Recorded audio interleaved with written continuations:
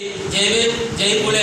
మరి నేడు తెలంగాణ రాష్ట్ర ఆవిర్భావ దినోత్సవం సందర్భంగా తెలంగాణ ఆవిర్భావ దినోత్సవ శుభాకాంక్షలు తెలియజేసుకుంటూ అమరుల త్యాగాల పునాదుల మీద మరి తెలంగాణ ఏర్పడింది.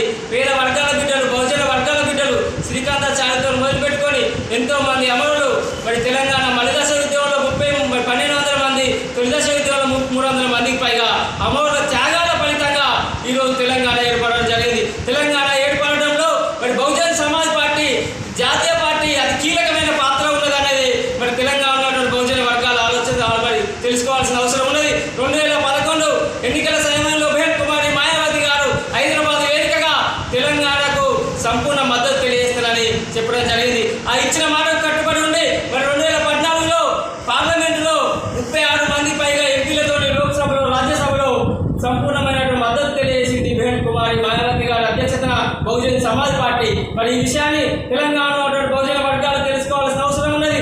మరి తెలంగాణ ఏర్పడితే పేద బహుజన వర్గాలకు న్యాయం జరుగుతుంది. డాక్టర్ బాబాసాహెబ్ అంబేద్కర్ గారు చెప్పినటువంటి ఆర్టికల్ 3 ప్రకారం చిన్న రాష్ట్రాలు ఏర్పడితే అభివృద్ధి జరుగుతుందనే ఉద్దేశంతో మరి బహుజన సమాజ్ పార్టీ మద్దతు తెలియజేయడం జరిగింది. కానీ మరి తెలంగాణ భౌగోళికంగా మాత్రమే తెలంగాణ ఏర్పడే తప్ప సామాజిక తెలంగాణ మరి తెలంగాణ ఏర్పడినటువంటి పరిస్థితి కేవలం 5% జనాభా లేనటువంటి ఆధిపత్య వర్గాల దగ్గరనే ఇలా మరి అధికారంలో ఉన్నటువంటి పరిస్థితి తెలంగాణ ఏర్పడేది. తెలంగాణ ఏర్పడిన తర్వాత 2014-18 ఎన్నికలు జరిగితే 237 అసెంబ్లీ స్థానాలకు 113 మంది ఆధిపత్య వర్గాలే ఎమ్మెల్యేలు అయ్యారు. మరి బీసీలు కేవలం 47 మంది అయినటువంటి పరిస్థితి. ప్రస్తుత అసెంబ్లీలో చూసుకున్నట్లయితే 119 మంది ఎమ్మెల్యేలకు 60% పైగా ఆధిపత్య వర్గాలే మరి తెలంగాణలో ఉన్నటువంటి పరిస్థితి. బీసీలు కేవలం 20 మంది మాత్రమే ఉన్నారు. అంటే సామాజిక తెలంగాణ రాజకీయంగా లేదు. కేవలం తెలంగాణ ఎవరి కోసం ఏర్పడ్డది?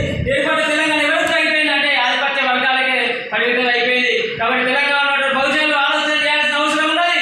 మరి సామాజిక తెలంగాణ వస్తే పేదల భక్తులు బాగుపడితే తప్ప మరి ఇప్పుడు అసలు భౌగోళిక తెలంగాణ ఆధిపత్య వర్గాలకు చెందినటువంటి తెలంగాణ తప్ప మరి పేద వర్గాలకు అసలైనటువంటి తెలంగాణ రాలేదు. మనం ఆలోచన చేయాలి. అధికారంకి వస్తే మాత్రమే మనం ఇలా భక్తులు బాగుపడతాయి. ఇలా అన్ని రంగాల్లో ఆధిపత్య వర్గాలే ఉన్నాయి.